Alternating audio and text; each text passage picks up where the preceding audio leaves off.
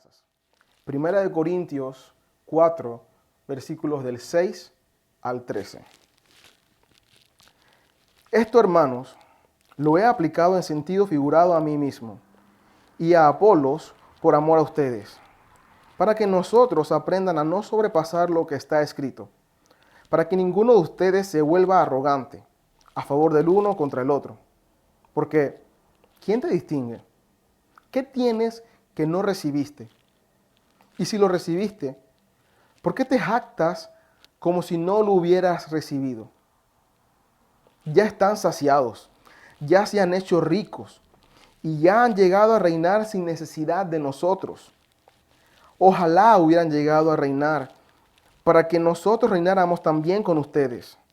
Porque pienso que Dios nos ha exhibido a nosotros, los apóstoles, en último lugar, como a sentenciados a muerte. Porque hemos llegado a ser un espectáculo para el mundo, tanto para los ángeles como para los hombres. Nosotros somos necios por amor de Cristo, pero ustedes prudentes en Cristo. Nosotros somos débiles, pero ustedes fuertes. Ustedes son distinguidos, pero nosotros sin honra. Hasta el momento presente, pasamos hambre y sed, andamos mal vestidos, somos maltratados y no tenemos dónde vivir. Nos agotamos trabajando con nuestras propias manos. Cuando nos ultrajan, bendecimos. Cuando somos perseguidos, lo soportamos. Cuando hablan mal de nosotros, tratamos de reconciliar. Hemos llegado a ser, hasta ahora, la basura del mundo, el desecho de todo. El título de la prédica es La ilusión del orgullo. Oremos. Amado Dios, venimos de nuevamente delante de ti en este momento para presentar el tiempo de la enseñanza. Te ruego, Padre, que seas tú quien hable a través de mí, no yo. Yo no tengo nada que decir. Son tus palabras las que dan vida, no las de ningún hombre. Por tanto, te ruego que sea tu palabra la que nos hable a todos y que haga la obra que ha de hacer en cada uno de nosotros. Consuelo, exhortación, disciplina, corrección, ánimo, aliento, paz. Lo que sea, Padre, que tu Espíritu Santo vaya a hacer en la vida de cada uno de los oyentes. Te ruego, Padre, que sea cumplido. Que podamos entender estas verdades que hemos de estudiar ahora, poder aplicarlas, vivirlas y en la medida de lo posible también enseñarlas. Gracias por estar con nosotros y gracias por amarnos. Amén. La ilusión del orgullo. Ok, según la Real Academia de la Lengua Española, orgullo se puede definir de tres maneras. La primera es sentimiento de satisfacción por los logros, capacidades o méritos propios, o por algo en lo que una persona se sienta concernida. Número 2, arrogancia, vanidad, exceso de estimación propia, que suele conllevar sentimiento de superioridad. Y la tercera definición es amor propio. Esto es orgullo. Ahora, ¿qué significa ilusión?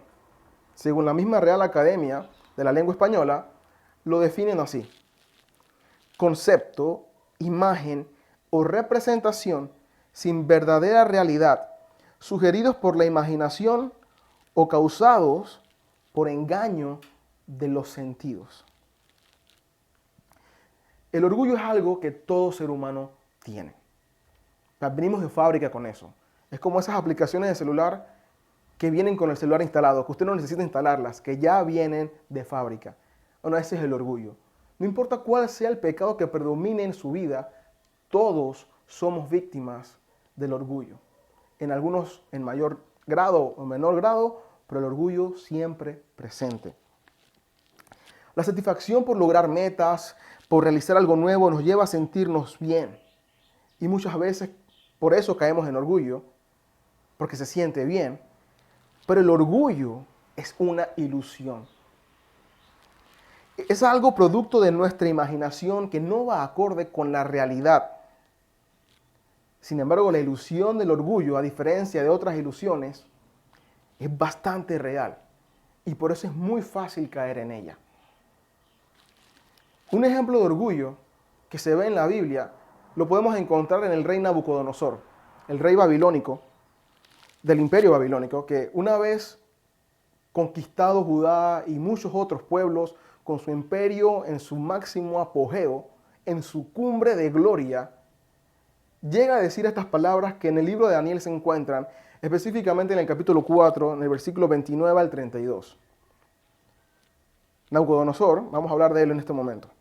12 meses después, paseándose por la azotea del palacio real de Babilonia, el rey Nabucodonosor reflexionó y dijo: ¿no es esta la gran Babilonia que yo he edificado como residencia real con la fuerza de mi poder y para gloria de mi majestad? Aún estaba la palabra en la boca del rey, cuando una voz vino del cielo: Rey Nabucodonosor, a ti se te declara, el reino te ha sido quitado, y serás echado de entre los hombres, y tu morada estará con las bestias del campo. Te darán hierba para comer como al ganado, y 7 años pasarán sobre ti, hasta que reconozcas que el Altísimo domina sobre el reino de los hombres y lo da a quien place. ¿A quien le place? Nabucodonosor no era creyente, porque él no conocía a Dios. Y sin conocer a Dios, él logró arrasar con un montón de pueblos, de países, de naciones y dominarlos. Y logró construir su imperio y llegó a ser lo que fue conocido como el gran imperio babilónico. El pensamiento de él era que él lo había hecho. ¿Y por qué lo pensaba? Bueno, era bastante obvio.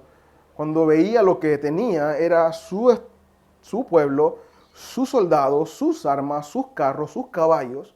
Todo tenía su logo. ¿Quién más iba a ser?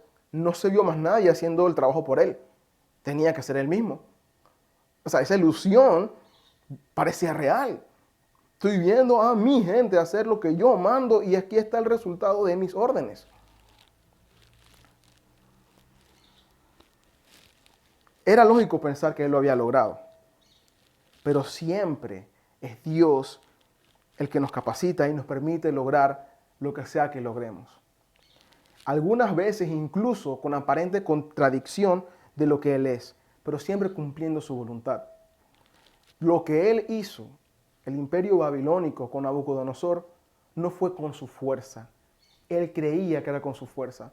De hecho, en Habacuc, Dios le dice al profeta: van a venir los babilonios, y ellos creen que es por su fuerza, pero no, y por eso los juzgaré después. Soy yo quien los levanta, es Dios quien controla todo. Ya lo mencionábamos al principio. Por eso es fácil caer en la trampa del orgullo.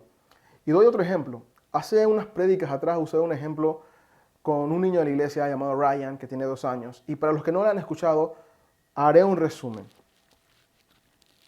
Básicamente se trataba de que yo estaba dando un ejemplo de que había construido un mueble en una casa y el niño de 2 años, Ryan, me ayudó a construirlo, pero pasó un tornillo, que sí, un destornillador, un martillo, ciertas pequeñas herramientas.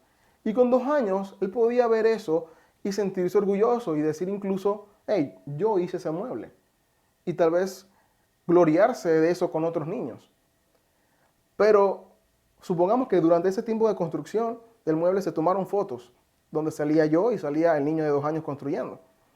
Cuando este niño tenga 9 años, ni siquiera tiene que ser mucho más grande, y él vea ese mueble y vea las fotos, él va a saber inmediatamente que aunque ciertamente él estuvo ahí y participó en la construcción, que realmente no lo hizo, que fui yo.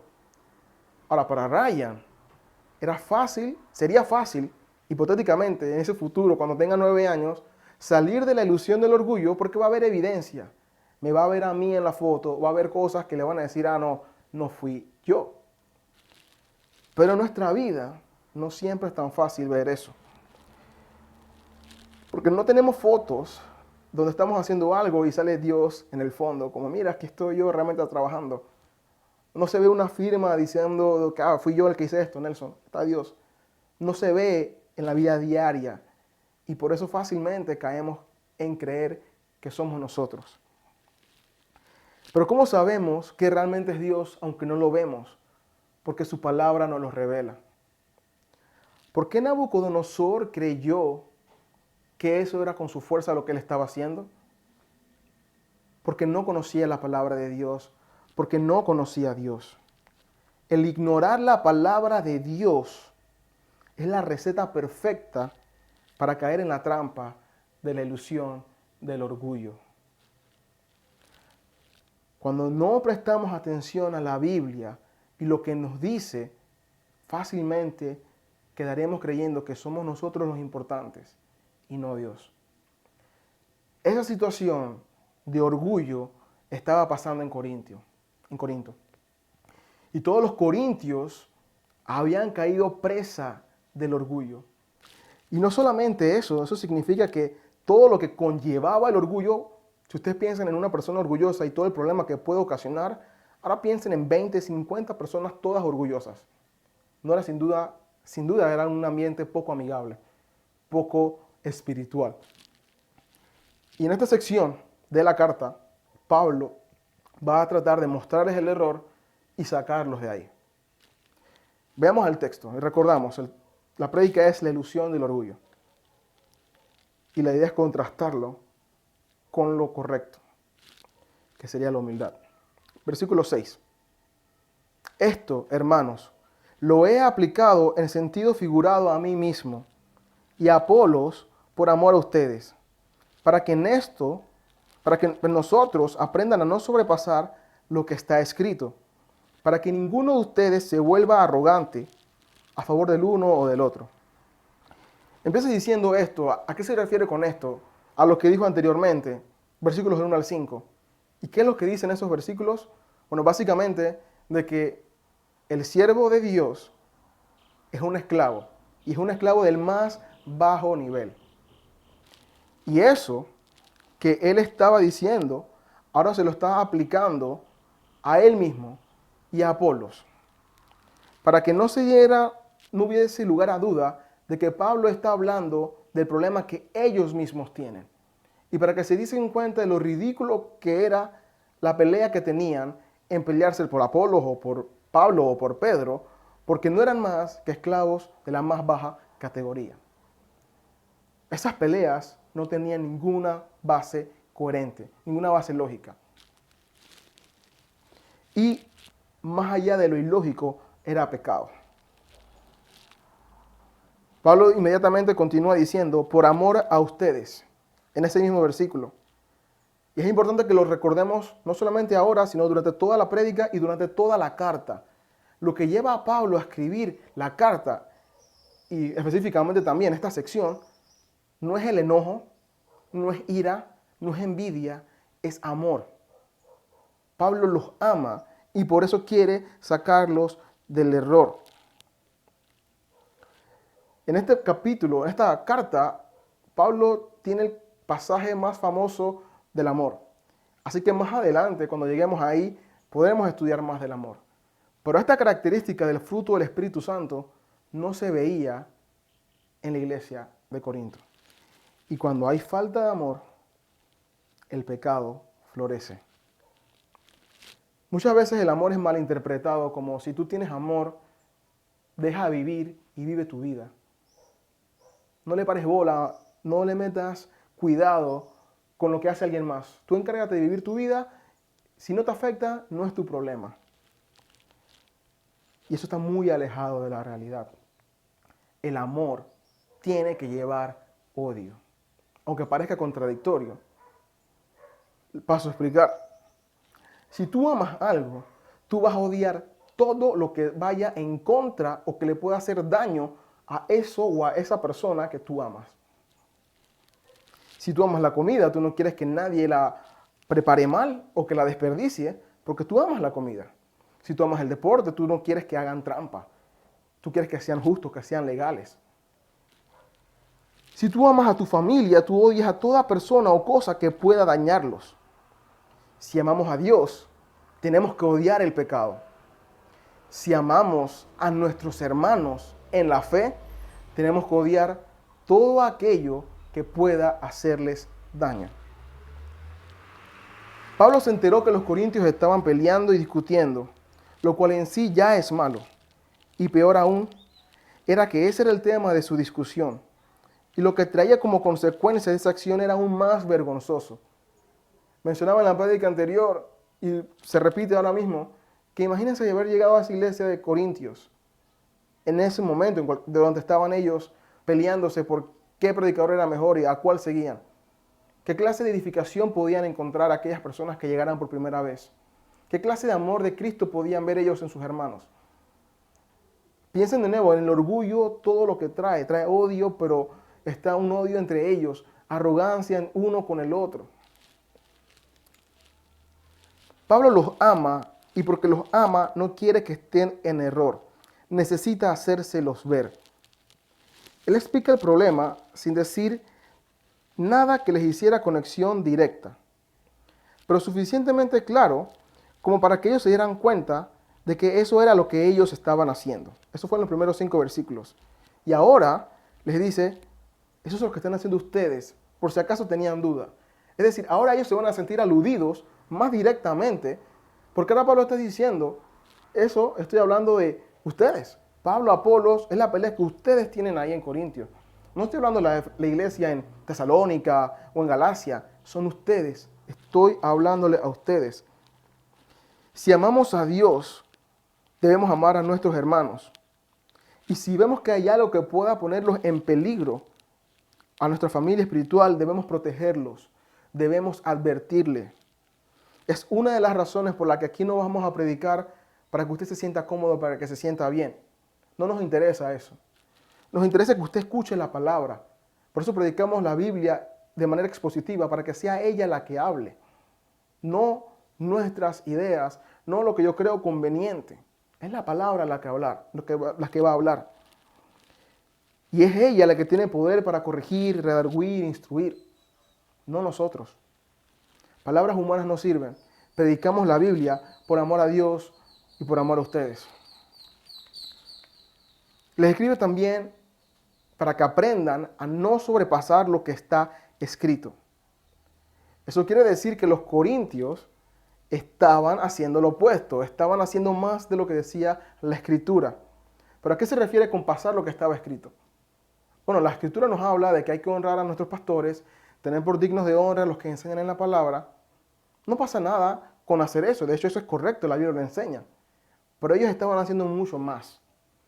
Ellos habían caído en la idolatría de los líderes espirituales, de los apóstoles, de los pastores, de los maestros. Y a eso no estaba bien. Estaban yéndose más allá de lo que estaba escrito.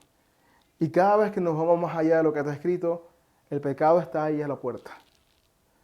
No nos vayamos más allá de lo que dice la Biblia. No empecemos a suponer y a crear teorías en base a cosas que la Biblia no enseña. La Biblia es completa y está suficiente. No podemos ni debemos agregar nada más a ella. Sigue diciendo ahí, para que ninguno de ustedes se vuelva arrogante a favor del uno contra el otro. Arrogancia. Evidencia de que hay orgullo. El orgullo produce arrogancia. El ir más allá de la palabra es precisamente agregar cosas que están escritas para acomodarnos a lo que dice. ¿Saben cuál grupo era muy conocido por hacer esto? Los fariseos. ¿Y cómo eran los fariseos? Pues arrogantes, obviamente, orgullosos. Se sentían superiores con respecto incluso con sus propios compatriotas judíos. Su pelea incesante con los saduceos y las demás sectas, y ni siquiera hablemos de cómo miraban a los samaritanos y al resto de las personas.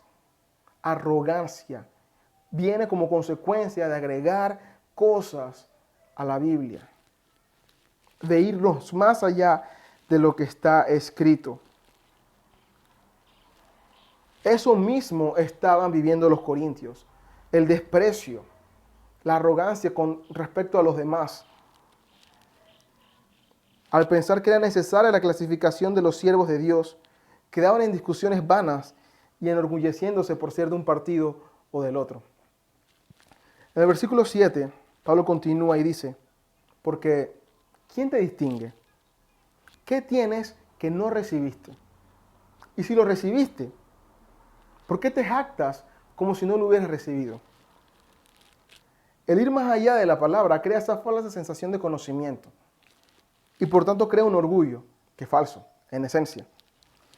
Cuando aprendemos algo es normal que nos sintamos bien y queramos compartirlo con las demás personas. No hay ningún problema. Pero tengamos cuidado de creernos más que los demás porque aprendimos algo. No hay razón para querer gloriarnos. Siempre que aprendamos algo va a ser porque alguien nos lo dio y no nos hace superiores a los demás. Tengamos siempre eso presente. Ya aquí Pablo comienza a hablar con un lenguaje más fuerte, mucho más directo. Pero recuerden que aunque suene fuerte, es con amor. Aunque a veces parezca desagradable lo que escuchamos, no significa necesariamente que no haya sido con amor. El estándar del amor no tiene que ver con cuán agradables siento que sean las palabras, sino con cuán verdaderas son. Aunque ciertamente sea nuestra palabra sazonada con sal, no necesariamente, aunque sea sazonada con sal, se sienta como algo suave. ¿Quién te distingue? Es la primera pregunta que Pablo hace. Es decir, ¿quién te dijo a ti que tú eras mejor que los demás? ¿Quién le dijo a ustedes que lo que estaban haciendo era válido, que era lo correcto? La respuesta honesta de los corintios debía ser nadie. Porque ni Pablo, ni Apolos, ni Pedro, que es Cefas, hubiese hecho eso. No lo hicieron. Y nadie más lo hizo. Y de hecho, supongamos que lo hubiesen hecho, que no fue el caso. Tampoco tenía peso, porque ya él había dicho que ellos, como siervos, como pastores, como apóstoles o ministros, eran esclavos del más bajo nivel. ¿Quién se emociona porque un indigente en la calle te diga, tú eres lo mejor que hay en el mundo? Muy pocas personas le prestan atención a un cumplido como ese. Le prestarían atención a un pastor renombrado tal vez, o a un presidente, alguien que tenga rango, que se vea como, fulano de tal me lo dijo. Y Pablo le está diciendo, nadie lo ha hecho, y si hubiésemos sido nosotros, tampoco tiene valor nuestra afirmación si lo hubiésemos hecho, porque no somos nadie. Y ellos estaban precisamente ahí, peleándose por quién era más que los demás. Ahora, tengamos cuidado de sentirnos importantes en la iglesia. No, yo soy muy importante, porque yo hago esto y lo otro. Y yo soy más importante que fulano de tal, porque yo enseño en la escuela dominical y él no hace nada. Él solamente ve el audio. O el del audio dice, no, yo soy el que hace que se escuche bien todo. Hay el que limpia. Y comenzamos las peleas internas tontas. No es necesario. Nadie es más que nadie. Y nadie nunca debe sentirse superior a los demás. Muchos dicen incluso, no, el pastor tal me dijo que iba a ser misionero. O incluso más herético es, el apóstol tal me habló. A veces ni siquiera me tuvo que haber dicho más nada, simplemente me habló. O fulano de tal me tocó. Hoy en día se ve mucho esto de la apostolitis, que es una fiebre por muchos pastores de ser más que pastores y tener un título superior. Incluso he escuchado gente que se autodenomina patriarca. Vi uno que se autodenomina arcángel y baja en un aparato desde el techo para llegar a predicar así porque él se cree que viene del cielo. Hay una necesidad inmensa en muchos hombres de querer tener fama, de querer ser reconocidos como importantes. Y cuando existen personas que enseñan así, producen iglesias como los Corintios, porque entonces todos los que están dentro de esa iglesia comienzan a anhelar lo mismo. Y es obvio y normal que en iglesias donde tengan personas con títulos de apóstol, de patriarca, de ministro, de siervo, cosas que traten de ser renombradas, que haya muchas peleas internas entre los miembros. Es muy normal, porque entonces todo el mundo quiere llegar a tener exactamente lo mismo. Y ese es el sueño que ellos le venden a los demás. Mentiras alejadas de la Biblia. Eso es pecado. El querer competir por gloria es quitarle gloria al único que la merece. Y eso es Cristo. Por eso es pecado. Ni usted, ni yo, ni nadie merece gloria. Nadie. Solamente Cristo. Revisemos nuestros corazones y eso es lo que estamos buscando. Y si encontramos que estamos buscando algo de gloria y de renombre, no perdamos más tiempo y arrepintámonos de esa acción. Pablo también reconoce que ellos tenían cosas. Por eso no les pregunta, ¿y ustedes qué tienen? Él va directamente y le pregunta, ¿qué tienes que no hayas recibido? Él sabía que ellos eran ricos, que tenían dinero, no todos, pero muchos, que tenían dones. Era la iglesia que la Biblia registra como la que tenía más dones. Tenían todos los dones. Y por eso le pregunta, ok, yo sé que tienes cosas, pero de lo que tienes, ¿qué tienes que no te dieron? La respuesta iba a ser obviamente, nada, todo me lo han dado. Inclusive las posesiones materiales, los dones, obviamente, del Espíritu Santo. Y por eso la siguiente pregunta que le dice es, ¿y si te lo dieron, por qué te jactas como si no lo hubieses recibido? No tiene sentido si no hiciste nada para conseguirlo. No son nadie. Nadie de peso los valida. Sus dones y bendiciones no son dadas, son dadas y no son ganadas. Sabiendo todo eso, si ellos estuvieran en su presente, ¿cómo podrían ellos sentirse orgullosos? Sería muy ilógico, sería difícil. Dios nos va a recordar que Él es el dador de todo. Él es la fuente. Por tanto, no podemos jactarnos de nada. Hay que reconocer que sin Él nada tenemos. Es la ilusión en acción. El orgullo no les permitía ver que no eran nadie. No les permitía ver que de ellos que ellos se jactaban había sido dado por gracia.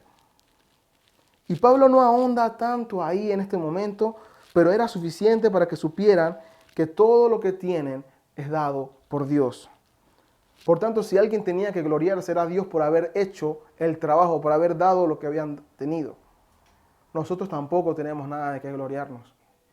Todo lo que tenemos, todo, absolutamente todo, es dado por Dios.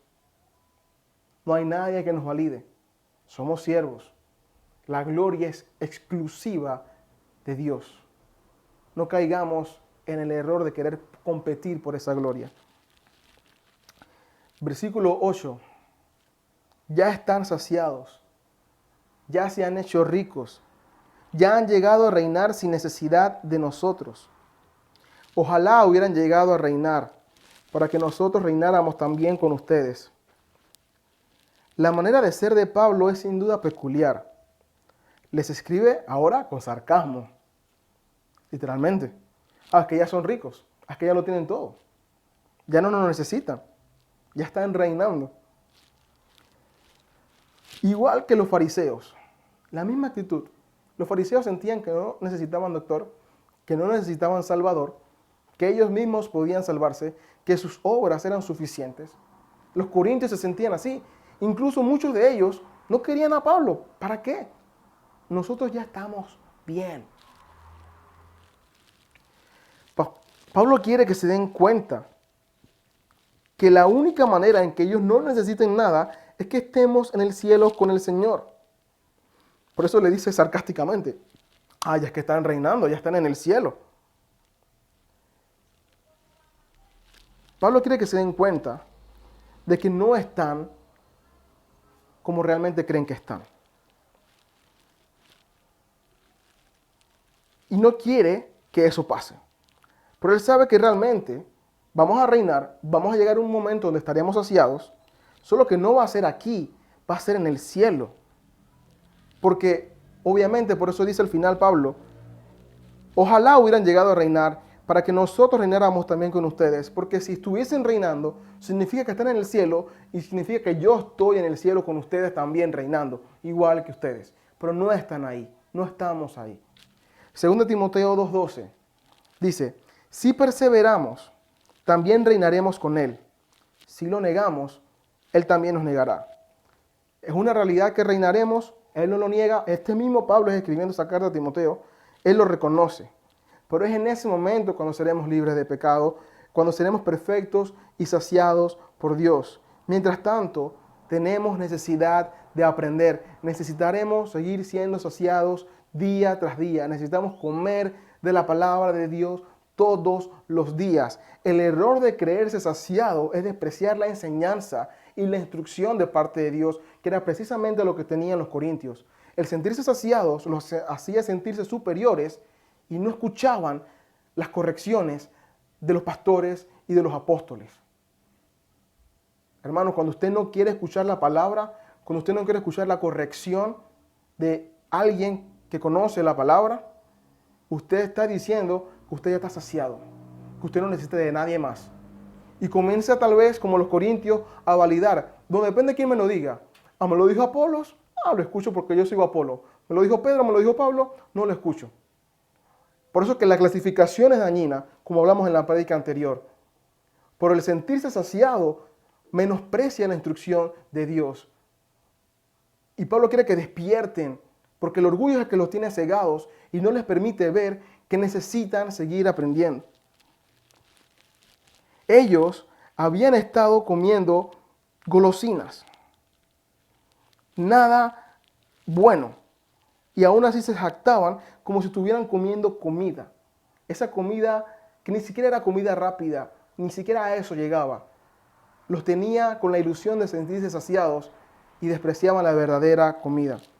Mientras no estemos en el cielo, hermanos, nosotros necesitamos todos los días buscar a Dios en oración, buscarlo en su palabra. Necesitamos comer espiritualmente todos los días de la misma manera que necesitamos comer los alimentos físicos. Y la verdad es que incluso en el cielo seguiremos aprendiendo de Dios. Porque Jesús en Juan 17 menciona que la vida eterna es conocer al Padre. Y es la vida eterna, es decir, sin fin. Sin fin estaremos conociendo al Padre. Alguien que pretenda sentirse que está bien, está diciendo que ya no necesita conocer más de Dios y es un grave error, un gran engaño. Analicemos nuestra condición hoy, analicemos nuestro corazón. ¿Estamos estudiando la Biblia sistemáticamente, diariamente? ¿Nos interesa aprender más de Dios? ¿Queremos que nos enseñen? ¿Cuál es nuestra actitud cuando alguien nos quiere hablar de la palabra? Cuando alguien nos quiere hacer ver un error, ¿sentimos que ya estamos bien? ¿Que nadie más nos puede hablar? Cuidado de caer en el error de sentirnos saciados y autosuficientes. Versículo 9. Porque pienso que Dios nos ha exhibido a nosotros, los apóstoles, en último lugar, como a sentenciados a muerte, porque hemos llegado a ser un espectáculo para el mundo, tanto para los ángeles como para los hombres. Mientras los corintios se estaban peleando estatus, quién era el primero o el segundo, y los lugares importantes dentro de la iglesia, o peor aún, sentirse mejores por ser seguidores de Pablo, de Apolos o de Cefas, Pablo les dice que ellos están haciendo el espectáculo del mundo como lo peor de lo peor. Para los griegos era normal ver el sacrificio humano. Ellos mataban a los niños que venían con enfermedades porque los veían inservibles. Y llegó un punto donde incluso tiraban desde el mismo acantilado a los criminales. Eso tomó otro nivel cuando llegó el Imperio Romano. Ya no solamente siguieron matando a los criminales, sino que ahora ese era el entretenimiento del pueblo. El Coliseo Romano, más que para ver obras de teatro o cantantes de ópera, era para ir a ver criminales morir. Y a medida que el cristianismo fue creciendo, el show llegó a tener como protagonistas principales a los cristianos. Pero los primeros en tomar la cartelera del show del mundo como lo peor de lo peor, porque eran los peores criminales los que iban a ese tipo de shows, fueron los cristianos, fueron los apóstoles. Pablo mismo fue azotado, encarcelado, apedreado, injuriado, juicios falsos, toda clase de persecución que tuvo que recibir Pablo. Y eso lo exhibían como lo peor de lo peor. Silas en la cárcel, Bernabé también, Esteban apedreado. Mientras los corintios pelean estatus, Pablo le dice, ustedes están peleando estatus y nosotros estamos haciendo el espectáculo del mundo como lo peor de lo peor. Ustedes dicen que nos siguen, pero ni siquiera nosotros nos siguen. Ustedes realmente están viéndose a ustedes mismos. Eso era lo que ustedes veían. No seguían ni siquiera el ejemplo de los maestros a los cuales ellos decían seguir. Y por supuesto que iban hasta en contra de nuestro Señor Jesucristo, que teniendo toda la gloria, todo el esplendor, todo el verdadero estatus, se despoja de todo para hacerse hombre y morir de la manera más humillante en una cruz. Si nuestro Señor se humilló, ¿quiénes somos nosotros para querer gloriarnos ahora? Los corintios tenían que darse cuenta, esto no está bien. Yo no debo estar buscando primero o segundo lugar. Yo debo estar sirviendo, viviendo en humildad cada día. No podemos estar buscando estatus, hermanos. No podemos estar buscando reconocimiento. Cristo fue a la cruz y murió por nosotros. Nosotros tenemos que ir en ese mismo camino día tras día. El que lo quiere seguir, el mismo Jesús dijo, tome su cruz y sígame, muera. De hecho, dice, cuando nacemos de nuevo, ya no vivimos nosotros, ahora vive Cristo. Por tanto, nuestros deseos, nuestros anhelos, ya no toman importancia. Versículo 10. Nosotros somos necios por amor de Cristo, pero ustedes prudentes en Cristo. Nosotros somos débiles, pero ustedes fuertes. Ustedes son distinguidos, pero nosotros sin honra. Los corintios se creían sabios, fuertes, distinguidos, y el apóstol se describe a él, Apolos y los demás que lo acompañaban con todos los antónimos de esas palabras. Ahora, realmente los apóstoles no eran necios. Sabemos que eran sabios en el Señor. La razón por la que él dice somos necios en Cristo es porque a él no le importaba ser tomado como necio con tal de hacer la voluntad de Dios y de que Cristo fuese glorificado. Y esto era lo que se estaban peleando las personas en Corintio, los hermanos en Corintio. Buscaban ser alabados. Por eso se veían como prudentes, como fuertes, como distinguidos, como con honra. No tenían puesta la mirada en Cristo, sino en ellos mismos. Es natural que el hombre se enfoque en sí mismo, pero el nuevo hombre, cuando nace de nuevo, quiere y debe cada día morir más. Juan 3:30. Es necesario que Él crezca y que yo disminuya. Eso lo dijo Juan el Bautista. Él sabía que no era importante, que el importante era Cristo. Cuando nos vemos buscando ser hallados dignos de honor, mostramos que no entendemos quiénes somos y quién es Jesús. No solo los pastores son siervos, todos los cristianos somos siervos. Lo dice Romanos 6:22. Pero ahora, habiendo sido libertados del pecado y hechos siervos de Dios, tienen por su fruto la santificación y como resultado la vida eterna. Somos siervos, no somos los amos. No estamos al nivel del amo tampoco. Tengamos eso claro. Dios es el sabio, nosotros no. Dios es el fuerte, nosotros los débiles. Dios es digno de honra, nosotros no. Somos los siervos y los siervos no se llevan la honra. Job 12:13. En Él, en Dios, está la sabiduría y el poder, y el consejo y el entendimiento son suyos. Salmo 115:1 debe ser nuestra oración, nuestra actitud durante toda nuestra vida. Salmo 115:1 dice, no a nosotros, Señor, no a nosotros, sino a tu nombre da gloria, por tu misericordia, por tu fidelidad. No somos nadie, Dios lo es todo. Los corintios se veían a sí mismos como dignos de honra y de honor. Y Pablo les dice, mientras ustedes están así llenos de honra y siendo sabios, nosotros somos hallados como necios por amor de Cristo.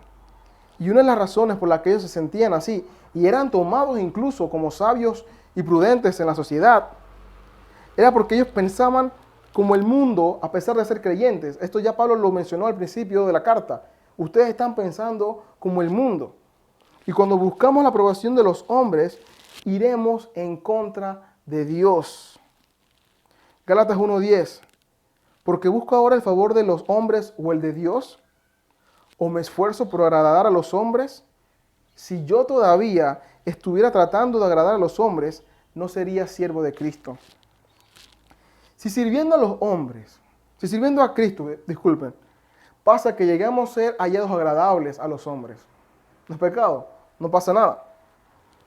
Pero no nos debe importar que esa percepción se mantenga. Y no quiero decir que si nos perciben como agradables haciendo la voluntad de Dios, tenemos que esmerarnos para que nos desprecien. No, no digo eso. Me refiero a que nosotros nos tenemos que preocupar única y exclusivamente por agradar a Dios. Si haciendo la voluntad de Dios los hombres nos hallan agradables, está bien. Pero si seguimos haciendo la voluntad de Dios y la percepción de los hombres cambia y ya no nos hallan agradables, ahí es donde no nos debe importar que nos vean como necios, como tontos, como faltos de entendimiento, como veían a Pablo y a los demás. Nos debe importar solamente agradar a Cristo, sin importar cómo nos vean a nosotros. A eso es lo que se refiere el apóstol ahí. Versículo 11. Hasta el momento presente pasamos hambre y sed, andamos mal vestidos, somos maltratados y no tenemos dónde vivir. Pablo aquí pasa a contarles cuál es su realidad, la de él y la de los apóstoles y los demás pastores que había. Ellos pasan hambre, sed, no andan con las mejores ropas, son maltratados. Ya mencioné que Pablo fue azotado, apedreado, encarcelado varias veces. Una vez un pastor dijo que si Pablo viviese en el siglo XXI y fuese invitado a conferencias en distintas ciudades, él no preguntara cómo son los hoteles, sino cómo son las cárceles, porque era más probable que pasara sus noches en una de ellas a que en una habitación de un hotel. Esa es la vida del apóstol. Y la vida cristiana no necesariamente significa pasar por problemas como los que pasó Pablo. Pero tampoco se trata de no buscarlos, de evitarlos, de buscar lo opuesto, de buscar la comodidad. No es buscar los problemas, ni tampoco se trata de buscar la comodidad. A nosotros nos debe importar simplemente hacer la voluntad de Dios, así sea que nos toque vivir una vida como la del apóstol Pablo, o ordenar una vida como Abraham, con posesiones. Hagamos la voluntad de Dios y no tengamos cuidado de cómo nos encontremos, porque Él es el soberano que se encarga de darnos la situación que así le place a Él. Vayamos a Filipenses 12 y 13, pasaje bastante famoso, pero muchas veces malinterpretado. Filipenses 4, versículos 12 y versículo 13. Sé vivir en pobreza y sé vivir en prosperidad.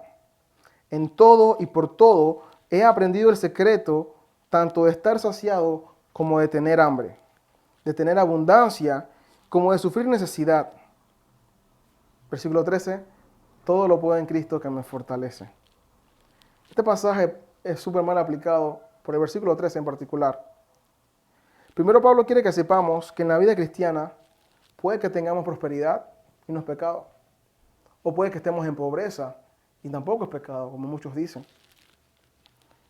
Puede que pasemos por carencias o pobrezas y son simplemente designios de la voluntad de Dios. Pero cualquiera sea nuestra situación, tenemos que estar tranquilos porque nuestra fuerza no viene de la situación, nuestra fuerza viene de Dios. Y ese es el uso correcto del versículo 13. El versículo 13 no es para decir que yo voy a lograr mi meta porque todo lo puede en Cristo que me fortalece. Yo voy a viajar porque todo lo puede en Cristo que me fortalece. Tendré el trabajo de mis sueños porque todo lo puede en Cristo que me fortalece. El versículo 13 significa que no importa cuál sea mi situación, con mucho o con poco, lo voy a poder vivir porque Cristo me fortalece. No se trata de desear el futuro, se trata de vivir el presente con la fuerza de Cristo. De eso se trata Filipenses 4:13. Y quiero aclarar algo que también se ve aquí cuando Pablo se describe, la razón por la que se describe. Imagínense por un momento a una persona con las características que Pablo dijo que él estaba. Pablo dijo que estaba con hambre, con sed, mal vestido, golpeado. Si usted se imagina una persona así, que esté flaca y no por ser fit, sino por no comer, con malas ropas, sucio posiblemente, tal vez maloliente, maltratado dice, golpeado con cicatrices, jamás, lo más probable, usted piense que ese es un cristiano. Y mucho menos, tal vez piense que es un pastor, en este caso que era un apóstol de los genuinos. Es normal en mucho del contexto cristiano cuando uno le pregunta a alguien, hey, ¿cómo estás? que es hermano en Cristo, la respuesta sea en victoria, mejor me daño, de bien para arriba, de mejor para arriba. Pero en realidad, llenos de problemas, tal vez el matrimonio al punto del divorcio, problemas económicos, físicos, de salud, laborales, de relaciones con su familia. Pero no, creemos que porque mal usamos textos como ser cabeza y no cola, textos como ese, de que hay victoria, de que yo tengo que vivir físicamente en ausencia de problemas. Y ese es un grave error. No necesariamente. Y eso también viene como consecuencia de la mala información y de la apostolitis que se ve hoy en día también. Imagínense una iglesia de la prosperidad y que el apóstol Pablo llegase, como él dice que se describe, mal vestido, con hambre, o sea, flaco, posiblemente sucio, golpeado. Y él dice, no, yo soy el apóstol Pablo, vengo a predicar. Lo más probable es que lo saquen de ahí. No, tú no puedes ser apóstol, tú tienes que venir en saco y corbata, y no cualquier saco y no cualquier corbata, tú tienes que venir bien, porque aquí hay que proyectar que estamos en bendición, que estamos en victoria. El apóstol Pablo, que es tremenda bendición lo que nos ha dejado escrito, hoy no sería permitido en muchas iglesias, porque están viendo la fachada como la característica del cristiano y no realmente el fruto que da el Espíritu Santo. Tengamos cuidado de también hacer ese tipo de análisis, porque Pablo se describe precisamente para que nos quitemos de nuestra cabeza de que el cristianismo no es sinónimo de abundancia física y que la abundancia física no es sinónimo de estar bien con Dios. El pueblo de Israel salió con abundancia de riqueza de Egipto, pero su corazón estaba lejos de Dios. La riqueza no es sinónimo de estar bien con Dios y la pobreza no es sinónimo de estar mal con Dios. Como mismo el apóstol dice en Filipenses 4, 2 y 13, él pasó momentos de abundancia y de escasez. No importa cuál sea nuestra situación, es Cristo que nos fortalece. Dejemos de ocultar nuestra realidad, hermanos. Si usted está mal, dígalo. Pablo reconocía su carencia y pedía ayuda cuando era necesario. Pero es el orgullo el que no nos permite pedir ayuda porque sentimos que yo tengo que verme bien, yo tengo que vestirme bien aunque no tenga que comer. Y me gasto el dinero en aparentar que estoy bien cuando realmente no lo estoy. No caigamos en ese error, hermanos. El cristiano puede sufrir. El cristiano va a sufrir. Algunos tal vez menos que otros. Y esos que sufren menos, Dios lo permite para que puedan ayudar a los que sufren más. Pero seamos reales. No nos engañemos. El orgullo nos engaña. Hay otro texto que también es mal usado. Salmo 37, 25. Yo fui joven y ya soy viejo, y no he visto al justo desamparado ni a su descendencia que mendigue pan. Y yo lo he escuchado incluso en oraciones, hermano, tú no vas a pasar Panamá porque dice la palabra que yo no he visto justo desamparado ni su simiente que bendiga pan, como dice la versión de Reina Valera del 60. Y declaramos y decimos, hey, tú no vas a pasar Panamá porque los justos no están mal, y hacemos bien la primera parte del análisis de que justo es aquella persona justificada por Dios y por tanto es un creyente, hasta ahí van bien. El resto es que pensamos que porque dice eso, lo leemos pensando que los justos jamás tendremos necesidad de pan. Por ahí no dice que el justo nunca tendrá necesidad de pan. Ahí no dice eso. Vamos a ver lo que dice. Primero, desamparado. Viene de amparo o amparar. La acción de amparar es la de proteger, de cuidar de alguien. Es decir, alguien desamparado es alguien que no tiene protección. Alguien que no tiene cuidado de nada ni de nadie. Nadie lo cuida. Nada lo cuida. No hay ningún sistema que lo proteja. No hay ninguna persona que lo proteja. No tiene amparo. Por eso una persona desamparada tiene que mendigar, que es básicamente pedir lo que sea de quien sea, aunque sea poco para sobrevivir. Como no tiene quien lo ayude, alguien que vele por él, él tiene que pedirle a quien sea a ver qué le dan. Por eso cuando el salmista dice, no he visto a justo desamparado en toda su vida, no dice que no vio a justos pasar hambre, sino que yo nunca vi a un justo sin protección. ¿Saben por qué? Porque los justos, los creyentes, tenemos protección. Dios nuestro Padre, nos protege mejor que nadie. Él es nuestro escudo. ¿Y por qué no mendigamos? Es decir, no mendigamos aunque podamos que tener necesidad, porque el mendigar es lo que hace alguien que no tiene nadie que lo proteja. Cuando un niño que vive con sus papás y con su mamá, sus padres, tiene hambre y pide comida a sus papás, eso no significa que él esté mendigando. Mendigar es pedirle a cualquiera, él se lo pide al papá. El justo no mendiga pan, él se lo pide a quien lo protege, al que le da su amparo, al que le da su fortaleza, que es Dios nuestro Padre. Y puede que en algún momento no nos dé el pan inmediatamente. Pero como bien dijo el salmista, no he visto justo desamparado. No va a haber ningún solo día que el justo esté sin protección, aún sin falta de pan. Por eso el justo no debe andar pidiéndole migajas al mundo. Nosotros no tenemos que andar rogando ayuda al mundo como si no tuviésemos papá. ¿Cómo se vería un niño de 2 años, de 5 años, un niño que vive con sus padres, que tiene hambre y sale a decirle a la vecina, vecina, tengo hambre? Tú no tienes papá para que te den comida. Ahora imagínense un cristiano que no tenemos cualquier padre. Tenemos al Rey de Reyes y Señores de Señores, al Dios Todopoderoso, Creador del mundo y universo, como Padre, y no vamos a donde Él a pedirle pan. Vamos al mundo, a la vecina. ¿Y no tenemos papá? Claro que sí. Por eso el justo no mendiga pan, se lo pide a su Padre. Pero el justo puede sufrir falta de pan. Por eso incluso en la oración del Padre nuestro dice, danos hoy el pan que necesitamos. Hay que pedirle ese pan a nuestro Padre, a nuestra protección. Porque puede que haya escasez, pero nunca vamos a estar sin amparo. No creamos de que el cristiano no pasa problemas. Pablo es el ejemplo vivo de que el cristiano puede sufrir y mucho.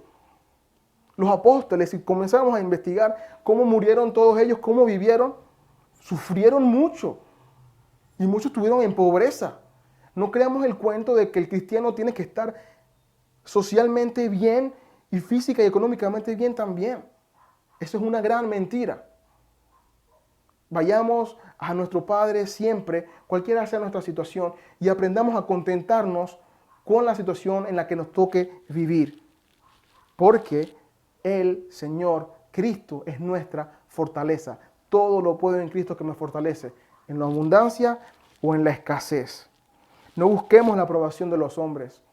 Simplemente preocupémonos por hacer la voluntad de Dios. Versículo 12 y versículo 13. Nos agotamos trabajando con nuestras propias manos. Cuando nos ultrajan, bendecimos. Cuando somos perseguidos, lo soportamos. Cuando hablan mal de nosotros, tratamos de reconciliar. Hemos llegado a ser hasta ahora la basura del mundo, el desecho de todo. El obrero era digno de su salario, es digno de su salario, Pablo lo sabía, de hecho lo enseñó él mismo. Y muchos apóstoles fueron sostenidos por las congregaciones a las que pastorearon. Pablo no le está diciendo que trabajó con sus propias manos para jactarse de que yo tuve que trabajar y ustedes no me dieron. Esa no fue la intención de Pablo ahí. Él simplemente le está diciendo que a él no le importó tener que trabajar con sus propias manos y cansarse. Él no se creyó más que los demás, porque esa era la actitud que tenían muchos corintios. Cada vez que ustedes vean que los apóstoles o que los escritores en la Biblia, en el Nuevo Testamento precisamente, dicen cosas, piense lo contrario de lo que estaba pasando en la congregación. Y dicen, nosotros nos agotamos trabajando con nuestras propias manos. Es muy probable que entonces ahí no hicieran eso. Que se sintieran como dignos de ser sostenidos, sin necesidad necesariamente de ser sostenidos. La humildad fue lo que lo llevó al apóstol Pablo a no importarle buscar un estatus, a simplemente humillarse y hacer lo que necesitaba. La idea de ser alabados y no trabajar está lejos del modelo de lo que Dios quiere para nosotros. La idea de ser alabados y de no trabajar está lejos del modelo de lo que Dios quiere para nosotros. Pablo ahí también dice que nos ultrajan, somos perseguidos, hablan mal de nosotros. Eso quiere decir que se burlaban de ellos. Ultrajar es escarnecer o burlarse. ¿Y qué hacía Pablo y Apolos y los que estaban con ellos, dicen, bendecimos cuando se burlan de nosotros. Cuando nos persiguen, nosotros lo aguantamos. Como dice un buen panameño, cogían lo suyo callado. Llegaron muchas veces a distintos lugares y personas llegaron a hablar mal de ellos, dice, a hablar mal de nosotros. Y dice, tratamos de reconciliar. ¿Sabe qué significa reconciliar? Tratamos de orar por la salvación de sus almas. A ese que lo está injuriando y hablando mal de ellos. Ellos oraban por la salvación de ellos.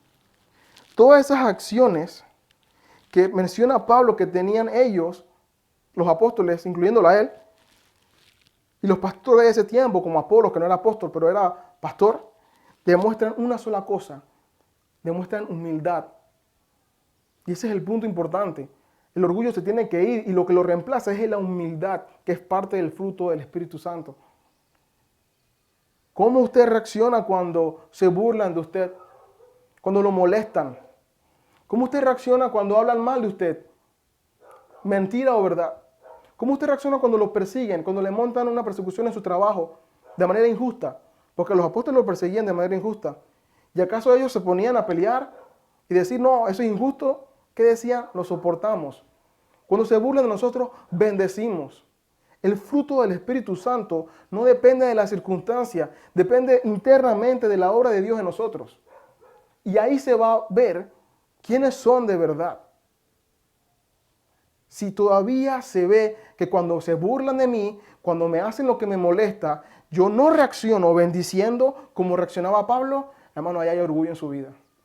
Cuando alguien habla mal de usted y usted no ora por esa persona de manera positiva, buscando la salvación o que Dios lo ayude, ahí hay orgullo en su vida.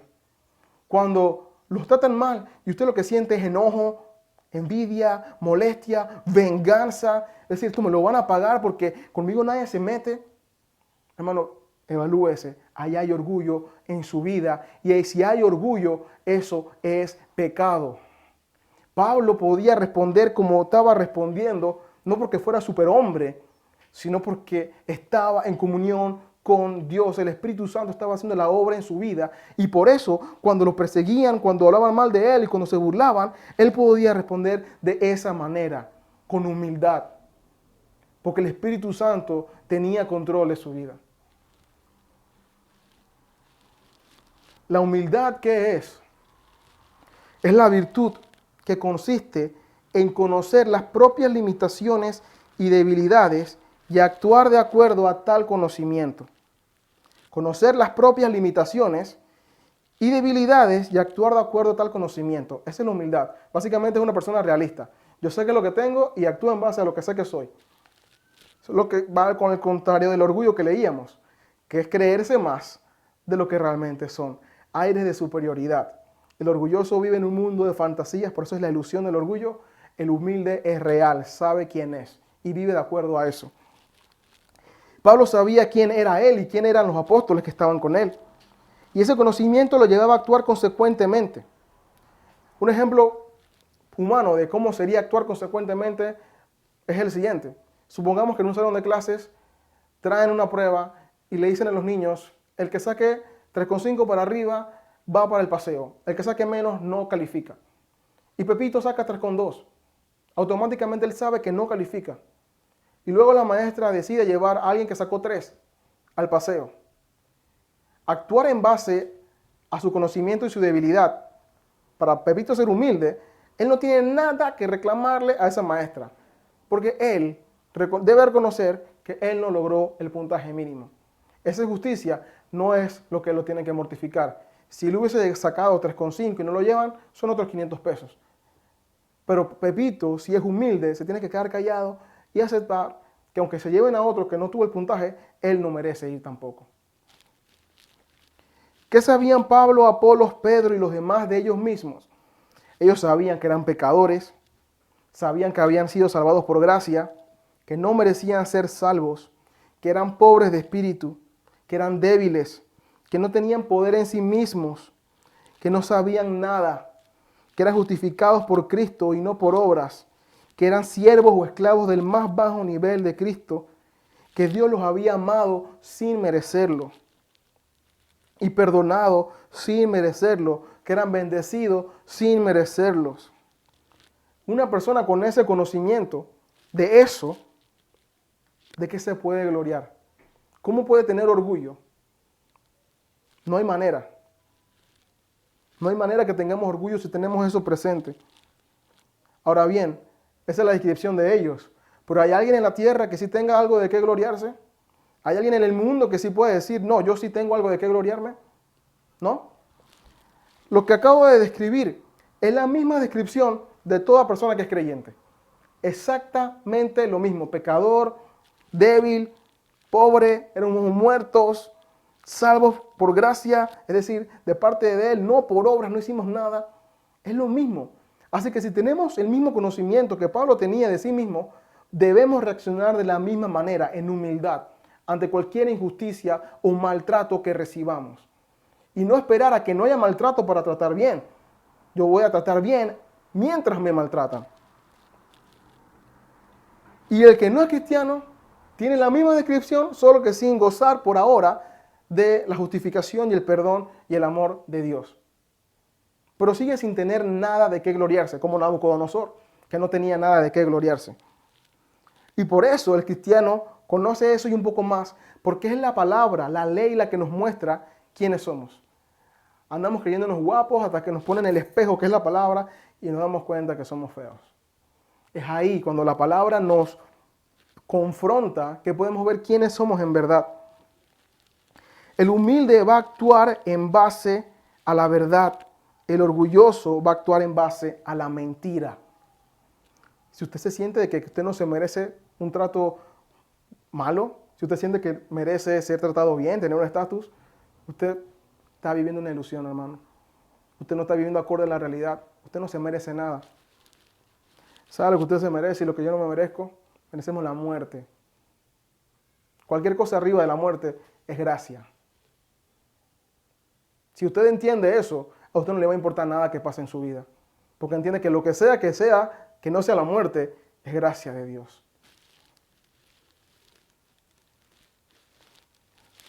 Muchos creyentes, cuando los tratan mal, dicen, tú no sabes con quién te estás metiendo. Yo soy un hijo de Dios, como que yo soy el hijo del rey.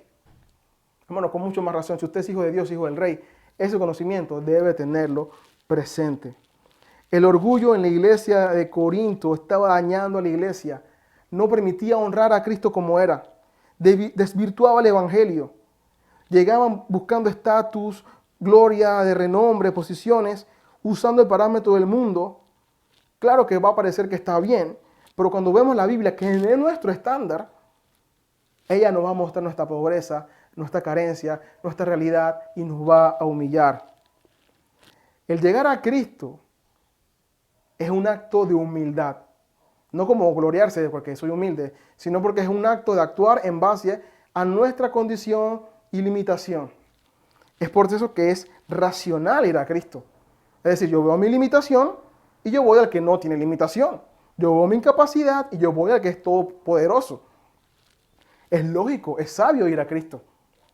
¿Por qué la gente no va a Cristo? Porque no es inteligente. Porque somos tontos de nacimiento, somos ciegos. Y necesitamos que Cristo nos alumbre los ojos espirituales para poder ver bien quiénes somos. Que nos cambie el corazón para que nos demos cuenta, chuleta, yo no soy nadie. Que yo andaba creyéndome cosas cuando yo estaba muerto. Necesito a Cristo, necesito que Él me dé la vida. Y necesitamos orar para que Cristo haga esa misma obra en los que todavía no lo ven. Y por eso Pablo le escribe a los corintios, no se engañen, hermanos. Miren lo que dice la palabra. Ustedes no son nadie. Sean humildes, vean su condición real. Si usted no es cristiano y hoy está viendo su incapacidad, su verdadera condición, su falta de todo, y está viendo a Cristo que todo lo tiene, no lo piense más, corra, huya, llegue a Cristo. Él es su Salvador, Él es quien le puede dar vida, Él es el que va a hacer que usted pueda hacer lo demás. Sin Cristo no somos nada. La iglesia debe ser un grupo de personas humildes, conscientes de su realidad, de sus limitaciones y debilidades, y deben actuar en base a esa verdad, no exigiendo lo que no merecemos. Eso es humildad. La iglesia debe ser humilde porque no tiene espacio para el orgullo. No puede haberlo porque es pecado y porque es una mentira. Actuar en base a una ilusión. Y es lo que el diablo quiere que creamos, que somos alguien cuando no somos nadie. Es la mentira más grande porque nosotros no merecemos, como mencioné antes, más nada que la muerte. La humildad es la que nos debe diferenciar. Hay un pasaje en Éxodo, cuando el pueblo de Israel sale de Egipto, que la primera vez que lo leí, el libro de Éxodo, me llamó la atención y me he quedado con esa enseñanza por mucho tiempo. En ese pasaje Dios le está explicando muchas cosas acerca de apuntar a Cristo, apuntar a su santidad, quiénes eran ellos. Y llega un momento cuando está hablando acerca de la consagración de los primogénitos y dice esta orden que me llamó la atención. Éxodo 13:13. Pero todo primer nacido de asno lo redimirás con un cordero, pero si no lo redimes, quebrarás su cuello. Toda la consagración que se habla es de los primogénitos de los hijos de los hombres y de los animales limpios. Nadie habla de la consagración de los animales inmundos. El único animal inmundo que se habla en este momento en consagración, más o menos, es el asno. Por tanto, no se podía sacrificar él mismo, como se sacrificaba los demás animales que eran limpios, ni tampoco se podían comer. El asno como animal inmundo tenía que morir, a menos que fuese redimido. Los asnos son para algunos científicos animales inteligentes porque tienen capacidad de raciocinio. Ellos analizan las órdenes que se les dan, pero su capacidad es sumamente limitada. Por eso muchas veces, cuando se le dan las órdenes a los asnos, ellos no obedecen. Pero no es porque no entiendan, es porque ellos creen que entienden y piensan que la orden no es en su beneficio y deciden no actuar a pesar de que entendieron lo que dijeron. Y ahí es donde parecen torpes, porque se vuelven testarudos. Como su entendimiento es limitado, dejan de hacer lo que su dueño realmente sabe, que sabe más, les está diciendo, aunque puede que sea hasta para su bien, puede que sea para ir a comer. Pero si ellos no entienden para qué quiere que se mueva, no se van a mover. Realmente yo diría que los asnos son orgullosos. Ellos creen que saben más. Por eso debían salvarle la vida, porque si no tenían que matarlos. Y la única manera de salvarle la vida a un asno, lo dice aquí la palabra, era con un cordero. Pero si no mataban un cordero, tenían que quebrarle el cuello, que no era matarlo, sino quebrarle la cerviz, bajarle la cabeza, porque con la cabeza abajo no podían estar erguidos, obviamente, y no podían plantarse en su decisión, y al estar con la cabeza abajo, podían llevarlo a donde les diera la gana y no podían poner oposición. ¿Saben a quién más comparan con asnos la palabra? ¿O la razón por la que existe esa comparación ahí en Éxodo 13? Porque nos comparan con nosotros, los seres humanos. Éxodo 32:9. El Señor dijo además a Moisés: he visto a este pueblo y ciertamente es un pueblo terco. Eso fue cuando hicieron el becerro de oro. Y cuando dice Reina Valera del 60, pueblo terco, dice dura cerviz, un cuello duro, fuerte, erguido, no se dice, van a hacer lo que les dé la gana. Nosotros somos como los asnos, porque tenemos capacidad de pensar, tenemos capacidad de raciocinio y creemos que sabemos, pero cuando nuestro amo, nuestro creador nos da una orden, no obedecemos porque nosotros creemos que sabemos más. Nuestro orgullo no nos permite ver nuestra realidad, nuestra falta de capacidad analítica real. Somos tontos, no somos sabios, pero no queremos obedecer porque el orgullo nos ciega. Y Dios sabe eso. Y por eso con amor nos quiebra la cerviz, porque sabe que no podemos salvarnos por nosotros mismos, porque somos inmundos. Y al igual que los asnos, si querían vivir, necesitaban matar un cordero. Los asnos venían al mundo con sentencia de muerte. Animales inmundos. Solo el cordero podía salvarlos. Nosotros venimos a este mundo con sentencia de muerte. Solo el Cordero perfecto podía salvarnos. Solamente Cristo podía salvarnos, que es el Cordero perfecto. Y Dios lo manda a este mundo. Él decide venir voluntariamente a morir por una pila de asnos, pila de hombres orgullosos y tercos que no quieren hacerle caso por amor. Porque ¿quién quiere salvar un asno? Dios quiere salvar a los asnos. Quiere salvar a los hombres orgullosos de su orgullo. Y cuando llegamos a ser redimidos, nos pide, baja el cuello. Ya deja de plantarte firme, tú no sabes nada. Mira que te lo mostré. Y que lleguemos tal cual pasó con Pedro, a decirle, después de la tentación y que peca y Dios lo confronta en la playa, una vez resucita, Jesús lo confronta. ¿Qué dice Pedro al final, después que le preguntó 3 veces, me amas, me quieres? Pedro le dice, Señor, tú lo sabes todo. Y Jesús le dijo, hoy tú te sientes que tienes fuerza, pero realmente a ti te van a llevar después por donde quieran. Vamos a ser humildes. Iremos a donde sea que nos lleven. Y así tal cual, cuando nos rediman, ¿qué importa si nos llevan a un establo fino o nos llevan a un establo pobre? O si el establo pobre se vuelve fino y el establo fino se vuelve pobre. ¿Qué importa? Ya yo fui redimido. Yo estaba listo para morir y vino un cordero sin necesidad de morir y vino y murió por mí. Yo no tengo nada de qué quejarme. Yo tengo mucho de qué agradecer.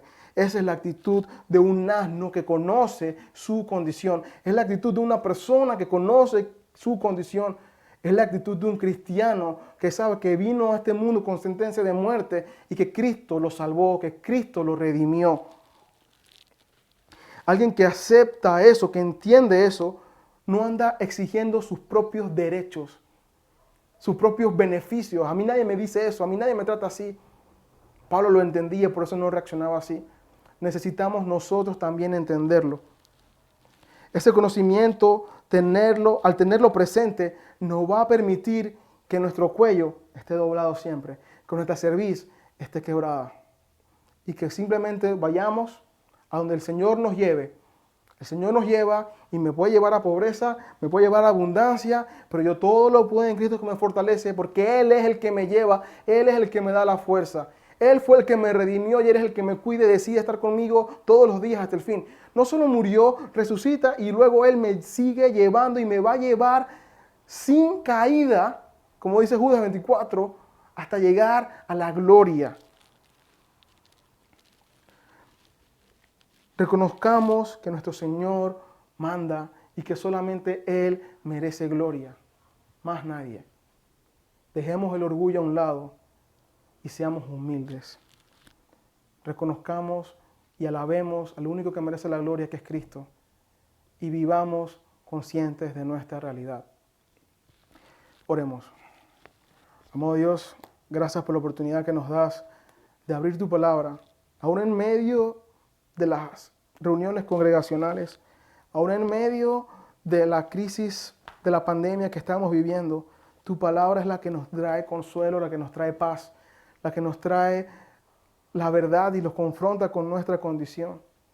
Padre, perdona nuestro orgullo, del cual muchas veces somos presa, del cual posiblemente hoy estamos siendo presa.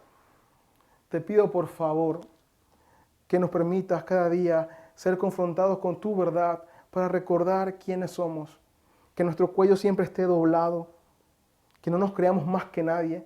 No somos caballos, somos asnos. Y todos nuestros hermanos igual, somos iguales. No hay por qué sentirse más o menos que alguien más. Padre, que esto sea un momento para que con mucha más razón podamos amarnos, cuidarnos el uno por el otro y dejar cualquier pelea que pueda existir entre uno u otro.